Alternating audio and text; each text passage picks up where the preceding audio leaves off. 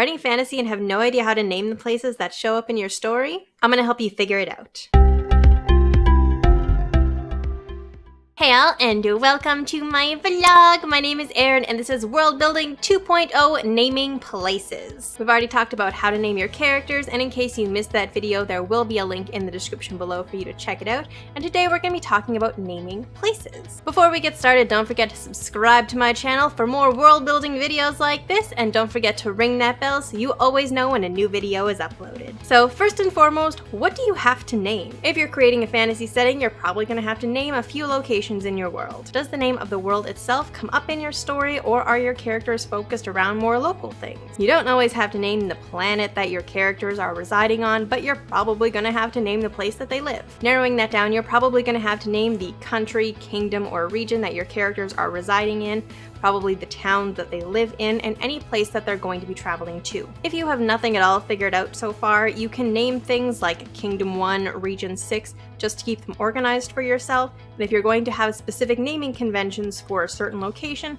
that's going to help you keep it organized. I would say that you have 4 main options when it comes to figuring out how to name things. Option 1 is simple as it gets. Some writers like to go super duper simple. This is where you have things called exactly what they are: the city, the citadel, the palace, the island. There is nothing in particular wrong with this, except that it has become so common in fantasies that it's almost a little bit of a cliche at this point. I personally don't mind the simplicity in this option, so if that's something that you want to do, go for it. You'll also want to know if those places have an actual name. Sure, it might be the capital, but what is the name of the capital? Option 2, clear and uncomplicated. You can go for slightly more complex, but still extremely obvious. King's Landing in A Song of Ice and Fire tells you that at least some monarch in their history landed at that point and established a capital city. Republic City in The Legend of Korra tells you that that's exactly where the Republic established its capital. You can also play with language a bit, so it's technically obvious if you know how the languages work. For example, Stratford upon Avon. Stratford is a blend of the Old English words for street and ford, which meant that they were establishing a fording spot on the River Avon where it was shallow enough to cross. Number 3, explained complexity. This is where you have a name of something that doesn't necessarily make sense at first glance,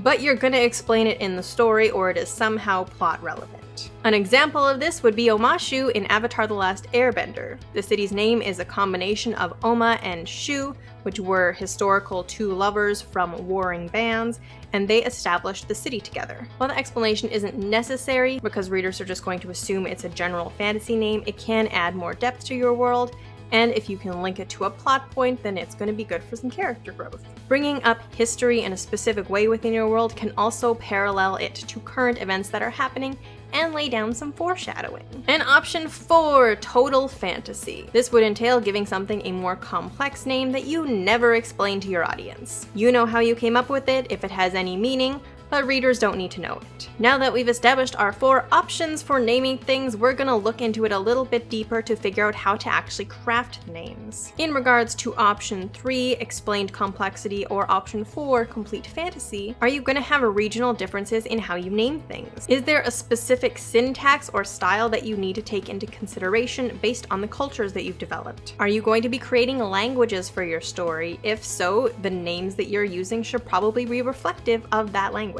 Your character names are also likely to be reflective of that as well. If you're basing certain regions off of real-world places, you can always use those languages and cultures as inspiration for creating new names. When it comes to making up names from scratch that aren't obviously related to things in our world, I always recommend a good word smash. Sometimes I'll go through name sites and I'll find cool looking names and smush them together to make new ones for people or places, or you can go through different location names and smush them together. A good example of this is the Kingdom of Thesson in Jenna Moressi's The Savior's Champion, in which Thesson is an amalgamation of Thessaly and Athens because the world is based off of ancient Greece and Rome. You can also modify existing place names, tweaking spelling or sounds so that people might get a little bit of subconscious connection, but if they go and Google it, it's not a place that actually exists. Disney did this in Enchanted, tweaking the name of the region Andalusia into Andalasia, which is the kingdom that Giselle was from. Additionally, you can use suffixes that appear in various languages, such as burg, heim, borough, town, ville, etc., so that people know exactly what you're talking about. You just have to give it a fantasy prefix. If you've already figured out a little bit of your world history, you can very easily take the name of a historical figure and slap that on there as a prefix. Say you have the historic figure of Draxton the Conqueror. Then you could have places like Draxville or Draxtonheim. Historic figures love naming things after themselves. Looking at you, Alexander the Great, with your well over a dozen Alexandrias. I don't recommend going the route of Alexander the Great and giving a whole bunch of places the exact same name, because that's going to get really confusing for your readers. But don't be afraid to mix it up with different suffixes or slightly tweaking it to make them sound different. Another example of a good suffix that you can use is ovia, which a lot of places like to use to create a vaguely Eastern European feeling, like Genovia from The Princess Diaries or Aldovia from A Christmas Prince. Another very common suffix that shows up in a lot of country names is land. Finland, England, Poland. You can use the same idea very easily with your own names. All of these are literally just telling you who lives there. Land of the Finns, land of the Anglos, land of the Poles. So as an example, if you have a fantasy race of magical shape-shifting people who turn into sparrows, you could have a place called Spareland. Some are going to work better than others. If you have like a werewolf species and you want to name a place Luna Land, that might sound a little bit silly. So you'll have to judge and figure out what works best for your story. Now let's talk about naming places after geographical features. This is a super common thing in our world and very easy to apply to your fantasy world. If you name any rivers or mountains or lakes, then it's pretty likely that the settlements around those might draw their names from there. Here in Alberta, we have the town of Peace River, which sits on the shores of, you guessed it, the Peace River. The same goes for the town of Athabasca on the Athabasca River, and Fort Saskatchewan on the North Saskatchewan River. There's also the town of Lac St. Anne on the shores of Lac St. Anne. We also have the Rocky Mountains and the very creatively named Rocky Mountain House. The naming style is very simple and straightforward, and it's gonna give your readers information about the location. People also like to name things after their rulers and leaders. Examples of this are the state of Virginia being named after Elizabeth I of England,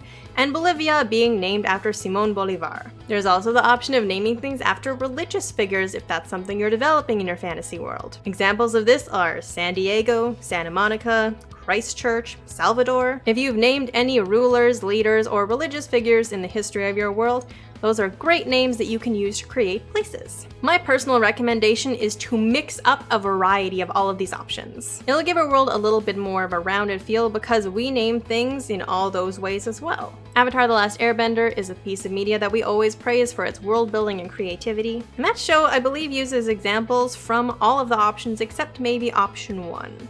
Although it gets pretty close. For the super obvious names, you get things like the Eastern Air Temple, the Fire Nation Capital, and Republic City. For place names that give us explained history, we have Kyoshi Island and Omashu. For places that are never explained, we have Ba Sing Se, Makapu Village, and Taku. When people name things in the real world, they can be exceptionally creative or exceptionally simplistic. Running the gamut of these is going to give your world a more realistic feel. Place names are going to give your readers information about the history, the culture, the locations, and the current politics of your world. Be as simple or as complex as you like, as long as you have fun with it. So that's all I've got for you today. Thank you so much for watching. I hope this video was helpful. All 3 of my books, Heart and Soul, Olympian Confessions, Hades and Persephone, and Olympian Confessions, HERA, are on sale right now. You can check out the first 3 chapters of all of them on my website. If you like this video, give it a thumbs up, and don't forget to subscribe. If you'd like to be notified as soon as I upload, then ring that bell. All my social media links will be in the description below, and I will see you all next week with another video. Bye! Snowy. Are you eating the... Is this recording right now? What? No. Honey, you're gonna fall out.